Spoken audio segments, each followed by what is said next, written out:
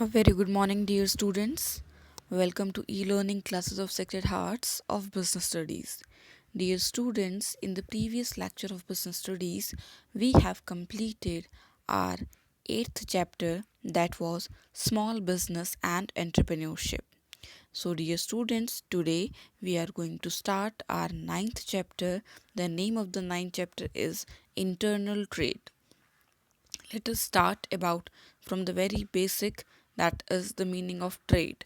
Although we have discussed it earlier, but again on a very short track we are going to discuss about trade. So dear student, what is the trade? So trade refers to buying and selling of goods and services for earning of profit.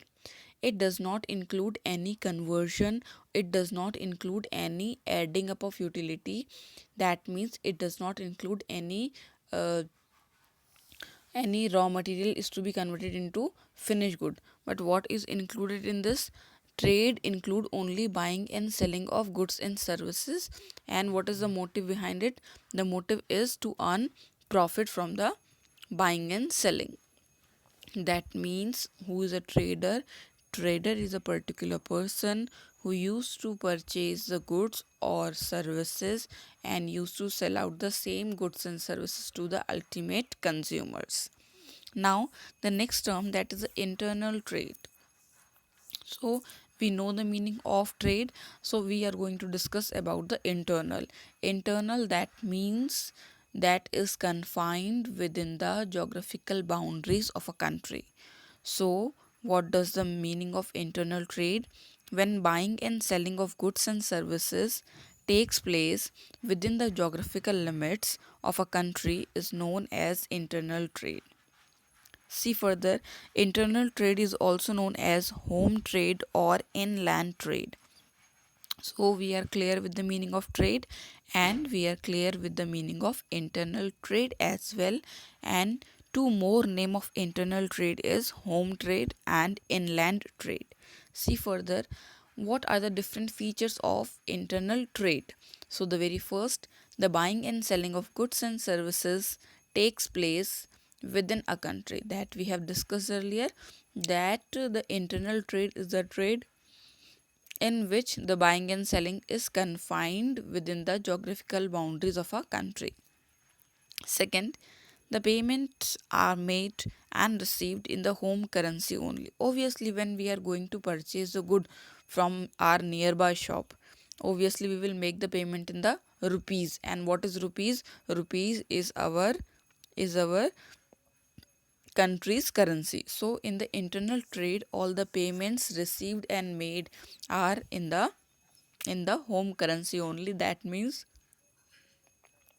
if we will talk about India, then obviously it will be in the rupees. Next, there are no or very few legal formalities to be completed by the trader. If we compare the internal trade as compared to the international trade, so in the internal trade there is the least amount of legal formalities involved, so it is comparatively easy to execute and easy to start. Next, various local modes of transport can be used for the transfer of goods. जो goods को transfer करने के लिए different local modes can be use. That means the simple mini van you can use, or you can use the particular auto rickshaw, you can use a rickshaw, you can use a truck. Different options are there for the transportation of the goods. Now the next topic, that is the types of internal trade. So internal trade have been divided into two parts, the wholesale trade and the retail trade. Initially we will discuss about the wholesale trade. What is a wholesale trade? It refers to trade in which goods are sold in large quantities, जिसमें quantities की जो dealing है वो किस में होती है? Large quantities में होती है. The person who carries on wholesale trade is known as wholesaler. The particular person who used to execute, who used to do the wholesale business is known as the wholesaler. Wholesaler buys the goods directly from the manufacturer in bulk and sell them in the small lots to the retailer.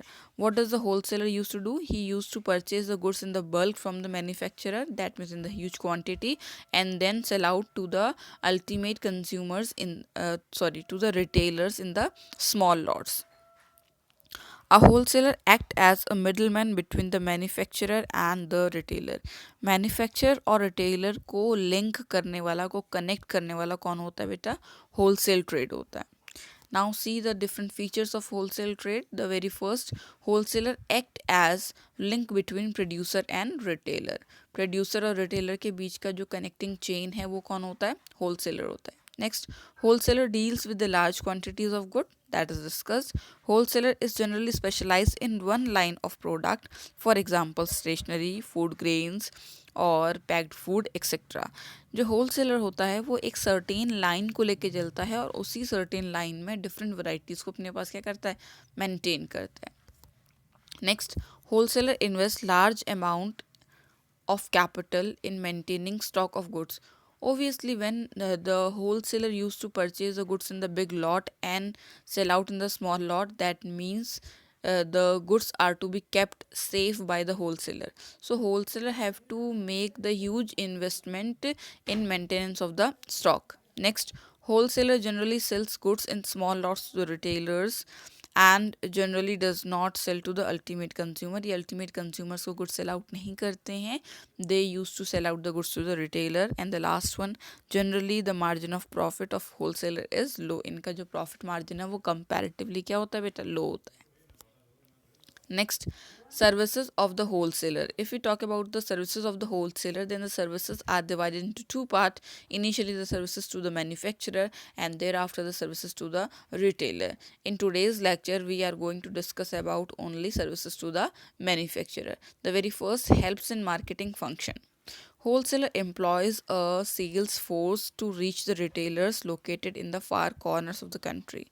What does the wholesaler used to do? Wholesaler used to purchase the goods from the manufacturer, and then for selling the goods to the retailers, he used to employ a lot of salespersons so that the goods can be easily transferred or provided to the retailers of the country.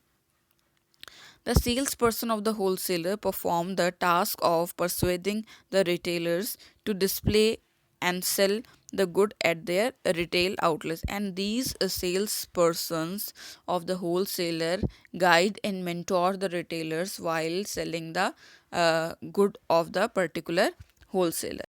Next, facilitates large scale production and economies of scale. Now here arise first question, what is the economies of scale? Economies of scale refers to benefits of operating at a large scale. Obviously, when we used to operate at a large scale, a lot of discounts, a lot of benefit we used to get, and as a result the cost of production reduces. So see, wholesaler helps the manufacturers to avail the benefit of large scale operation as they buy goods in large quantity. If wholesaler will not purchase the goods in the large quantity, obviously the manufacturer will be left out with the huge amount of stock, and as a result he will not produce that much goods in the organization or in the factory. But wholesaler used to purchase the goods in the big lot, and as a result the manufacturer is able to produce the large quantities of the goods, and this enable the manufacturer to avail the benefit of bulk production. Next, export advice. The wholesaler provides information regarding the preference and expectation of the consumers to the manufacturer. Now, the wholesaler used to take the feedbacks and used to provide the information regarding the preference of customers, the expectation of the consumer, and he also used to provide the information about the competitor, their price, their strategy, etc., so that the manufacturer can make the corrections in the product.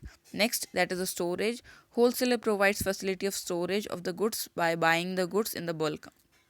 If wholesaler will not purchase the goods in the bulk, then obviously the storage is to be maintained by the manufacturer. But as the wholesaler used to purchase the goods in the bulk, so the storage facility is provided, is taken in consideration by the wholesaler.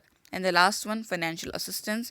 Wholesaler provides financial support to the manufacturer by buying the goods for cash.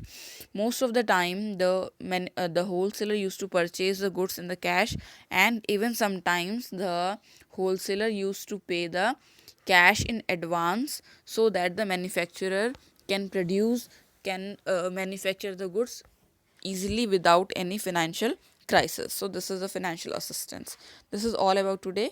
Dear students, what we have discussed today, we have discussed about the meaning of trade, thereafter the meaning of internal trade, features of internal trade, and thereafter the classification of internal trade into the two types, wholesale trade and retail trade. Thereafter the meaning of wholesale trade, features of wholesale trade, and the services of wholesaler to the manufacturer. This is all about today. God bless you. Lots of love.